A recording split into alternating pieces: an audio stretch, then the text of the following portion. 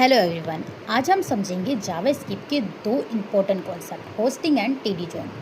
इन्हीं की वजह से कई बार एरर आते हैं, लेकिन इनको समझने के बाद सब आसान हो जाता है। होस्टिंग क्या है? होस्टिंग का मतलब है कि जावास्क्रिप्ट हमारे कोड एग्जीक्यूशन करने से पहले ही वेरिएबल और फंक्शन के डिक्लेरेशन को मेमोरी में बना लेती है, यानी कि पहले तैयारी फिर एग्जीक्यूशन। चलो एक एग्जांपल से समझते हैं। जब हम अपने वेरिएबल को वैर से डिक्लेयर करते हैं, console.log किया, वैर से डिक्लेयर कर दिया, मैंने इनिशियलाइज कर दिया,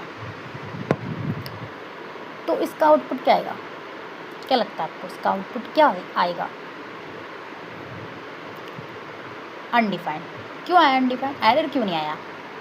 क्योंकि हमारा कोड, देखो एरर क्यों आया पहले ये समझ, एरर क्यों नहीं आया पहले ये समझते हैं। एरर नहीं आया क्योंकि वैर को होस्ट करके अनडिफाइंड दे दिया जाता है, मतलब कि वैर को होस्ट किया, ऊपर ले गया और उसे अनडिफाइंड दे दी गई है वैल्यू।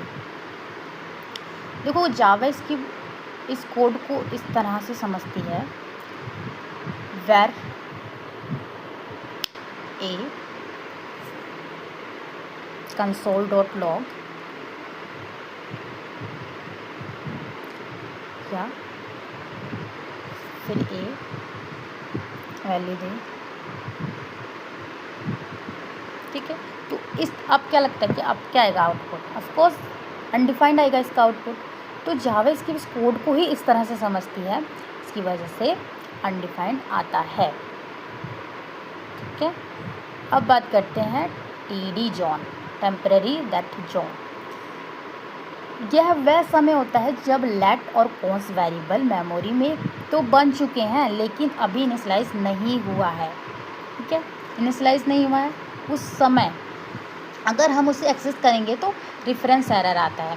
देखो हमने वैर से डिक्लेयर किया अपने वेरिएबल को, अब इसका आउटपुट अगर चेक करते हैं तो एरर शो होगा।